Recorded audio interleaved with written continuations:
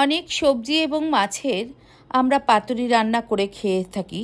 আজকে বেগুন দিয়ে সুস্বাদু পাতুরি তৈরি করব। এর আগে একবার বেগুন পাতুরি আপনাদেরকে আমি সর্ষে বাটা দিয়ে বানিয়ে শেয়ার করেছি। আজকে একদমই ভিন্ন ধরনের কিছু উপাদান দিয়ে রান্নাটা করব। আশা করি আগের রান্না করা বেগুন পাতুরি মতন আজকের এই রান্না করা অন্য স্বাদের বেগুন পাতুরি আপনাদেরকে ভালো লাগবে। যদি না দেখে থাকেন আগের বেগুন পাতুরি, তাহলে লিঙ্কটা ডেসক্রিপশন বক্সে দেওয়া থাকবে, আপনারা দেখে আসতে পারেন।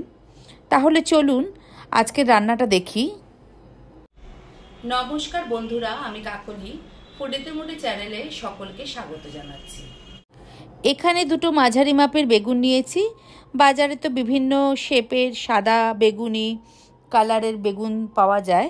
যে কোনো বেগুন দিয়েই রেসিপিটি করা যেতে পারে, তবে সরু বেগুনের থেকে এরকম হালকা মোটা বেগুন হলে পরে রান্নাটা করতে কিন্তু সুবিধা হবে। বেগুনের বোটার অংশটাকে ছাড়িয়ে নিয়ে মাঝ বরাবর কেটে নেব। একটা হাফ অংশকে আবার লম্বা করে করে বেগুনের যেরকম স্লাইস হয় সেরকম পাতলা পাতলা করে কেটে নেব। স্লাইসগুলো একটার সঙ্গে আরেকটা লাগিয়ে রেখে অনেকটা বৃন্তের মতন করেও কেটে নেওয়া যেতে পারে, আবার এরকম আলাদা আলাদা করে কেটে নিলে কোনো অসুবিধা নেই। পোকা থাকলে সেটা ফেলে দিয়ে ভালো করে জলে এভাবে চুবিয়ে নিয়ে কাটা বেগুনগুলোকে ধুয়ে জল ঝরিয়ে নিচ্ছি। স্বাদ মতো লবণ আর অল্প হলুদ দিয়ে বেগুনের গায়ে লবণ হলুদ ভালো করে মাখিয়ে নিয়ে কিছু সময়ের জন্য রেখে দেব। তাতে করে কি হবে, লবণ হলুদের স্বাদ বেগুনের ভিতর ঢুকে যাবে এবং বেগুনটা কিছুটা নরমও হয়ে যাবে। আজকের এই বেগুন পাতুরি পেঁয়াজ দিয়ে করে দেখাচ্ছি। আগে যে বেগুন পাতুরির ভিডিও আপনাদেরকে শেয়ার করেছিলাম সেটা সম্পূর্ণ নিরামিষভাবে তৈরি করে দেখিয়েছিলাম। কেটে নেওয়া পেঁয়াজের টুকরোগুলোকে মিক্সিতে দিয়ে সঙ্গে দিয়ে দিচ্ছি 3-4 কোয়ার মতন রসুন আর গোটা কয়েক কাঁচা লঙ্কা। একসাথে সব বেটে নেব। বেটে নেওয়া মিশ্রণ এবার একটা পাত্রে ঢেলে নিচ্ছি। ঝাল যে যতটা পছন্দ করে তার একটা আন্দাজ করে ব্যবহার করে নিলেই ভালো। আরও একটা যে মশলা ব্যবহার করব, তার জন্য কড়াই গ্যাসে বসিয়ে হাফ চামচ মৌরি, 1 চামচ গোটা ধনে, 1.5 চামচ মতন কাঁচা গোটা জিরে দিয়ে মশলাগুলোকে শুকনো খোলায় একটু হালকা সেঁকে নেব। কারণ কাঁচা জিরে কাঁচা ধনে যদি রান্নায় ব্যবহার করা হয় তাহলে পাতুরির ক্ষেত্রে একটা ভিতরে হয়তো কাঁচা কাঁচা গন্ধ থেকে যেতেও পারে। সেই কারণে একটু যদি সেঁকে নিয়ে ভাজা মশলার সুন্দর গন্ধ তো বেরোবেই, আর খেতেও ভালো লাগবে। মশলাগুলোকে এবার নামিয়ে নিয়ে ঠান্ডা করে মিক্সিতে দিয়ে গুঁড়ো করে নেব। ভাজা মশলার একটা খুব সুন্দর গন্ধ রান্নায় ব্যবহার করলেও সেটা খেতে বেশ ভালো লাগে। ধনে জিরে মৌরির শুকনো এই ভেজে নেওয়া গুঁড়ো পেঁয়াজ বাটার যে পাত্র তার মধ্যে ঢেলে নিচ্ছি। এই মশলার সাথেই দিয়ে দিচ্ছি 1 চামচ লাল লঙ্কার গুঁড়ো, যেটা রঙের জন্যই আমি ব্যবহার করলাম, ঝালের জন্য নয়।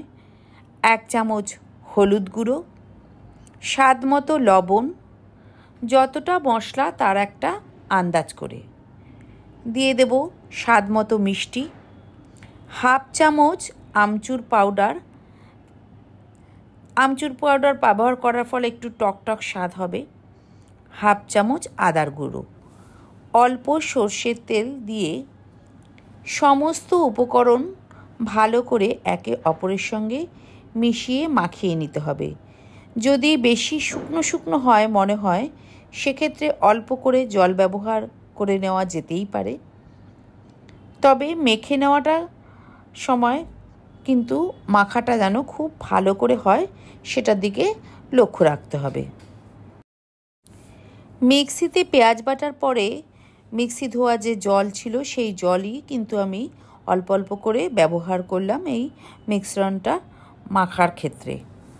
ওদিকে কলাপাতা ভালো করে ধুয়ে নিয়ে কড়াইতে একটু এপিট ওপিট করে সেঁকে নিচ্ছি। থালার ওপরে সেঁকে নেওয়া কলাপাতা রেখে হাতের তালুতে অল্প সর্ষের তেল নিয়ে পাতার গায়ে ভালো করে মাখিয়ে নেব, হাত দিয়েই মাখিয়ে নেব ভালো করে। এবারে পাতুরি রেডি করব। তার জন্য প্রথমে রেডি করা যে মিশ্রণ, সেই মিশ্রণ থেকে কিছুটা নিয়ে পাতার উপরে মাখিয়ে নিয়ে তার উপরে বেগুনের একটা স্লাইস বসাবো। আবারও একটু মশলা নিয়ে সেই বেগুনের স্লাইসের উপর দিকটায় ভালো করে দিয়ে সমান করে মাখিয়ে নেব মশলা। তার উপরে আরও একটা এইভাবে বেগুনের স্লাইস দিয়ে তার উপরে আবার সেই পুনরায় আগের মতনই মশলার কিছুটা প্রলেপ দিয়ে নিচ্ছি। একইভাবে একটা করে এরকম মশলার লেয়ার, একটা করে বেগুনের স্লাইস দিয়ে দিয়ে রেডি করে নেব। মোটামুটি একটা গোটা বেগুনের হাফ বেগুনের যে কটা স্লাইস আমি রেডি করে নিয়েছিলাম তার উপরেই আমি এই পাতুরিটা রেডি করে নিচ্ছি। দিয়ে দিচ্ছি সর্ষের তেল, গোটা কাঁচা লঙ্কা আর ধনেপাতা। এবারে কলা পাতাটাকে চারপাশ থেকে ভালো করে ভাজ করে নিতে হবে। খুব ভালো করে এভাবে মুড়ে মুড়ে নিয়ে করতে হবে। যদি একটু কলাপাতা ছিঁড়ে যায় বা ভাজটা ঠিক না হয় তাহলে কিন্তু মশলাটা ভেতর থেকে বেরিয়ে যেতে পারে। তাই সাবধানেই চারপাশ থেকে মুড়ে নিতে হবে পাতাটাকে। সুতো দিয়ে বেঁধে দিতে হবে। ঘরে যা ছিল তাই দিয়েই কোনো রকমে বেঁধে দিচ্ছি। আরও একটা বেগুনের পাতুরি একই সঙ্গে রেডি করে নিচ্ছি, আপনাদেরকে দেখাচ্ছি।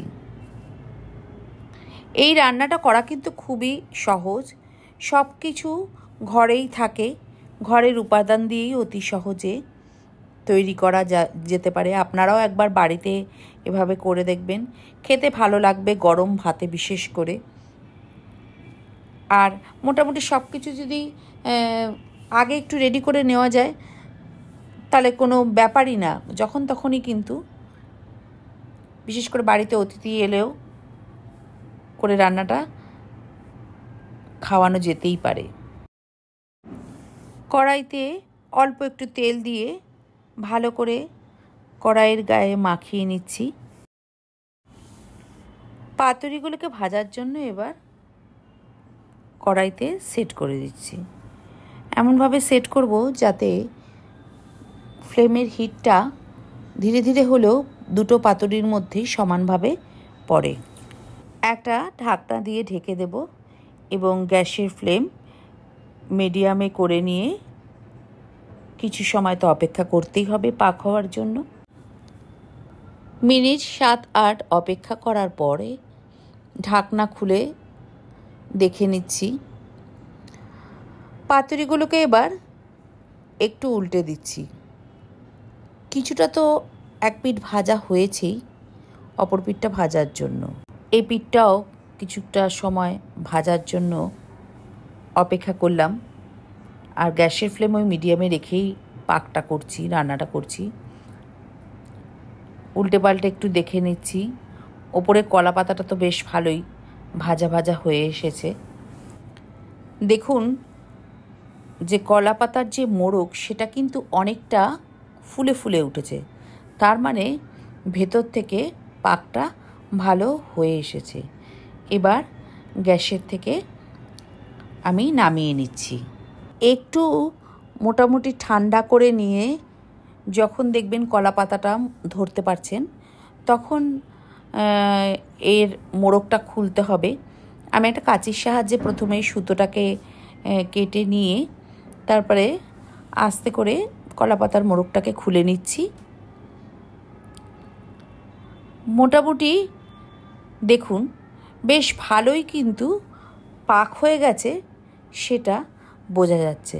মানে কাঁচা যে বেগুনের অংশটা সেটা কিন্তু আর দেখা যাচ্ছে না, ভালোই পাক হয়েছে। একটা চামচের সাহায্যে আমি দেখাচ্ছি আপনাদেরকে, দেখুন বেগুন পাতুরিটা কত সফট হয়েছে যে অনায়াসে চামচ দিয়ে কেটে নেওয়া যাচ্ছে। গরম ভাতের সঙ্গে মেখে খেতে কিন্তু দারুণ লাগবে এই পাতুরি। শুধু ভাতের সঙ্গে কেন, রুটি পরোটার সাথেও খেতে কিন্তু ভালো লাগবে এই বেগুনের রেসিপি। একবার বাড়িতে তৈরি করে দেখতেই পারেন। যদি ভালো লাগে ভিডিওটি তাহলে লাইক, শেয়ার এবং চ্যানেলটিকে সাবস্ক্রাইব করে দেবেন, পাশের বেল আইকন প্রেস করে দেবেন, যাতে করে নতুন কোনো ভিডিওর নোটিফিকেশন আপনাদের কাছে জলদি পৌঁছে যায়। দেখা হবে নতুন কোনো ভিডিওতে, নতুন কোনো রেসিপির সঙ্গে। ভালো থাকবেন, সুস্থ থাকবেন, আনন্দ থাকবেন, অবশ্যই আমার সঙ্গে থাকবেন। ধন্যবাদ।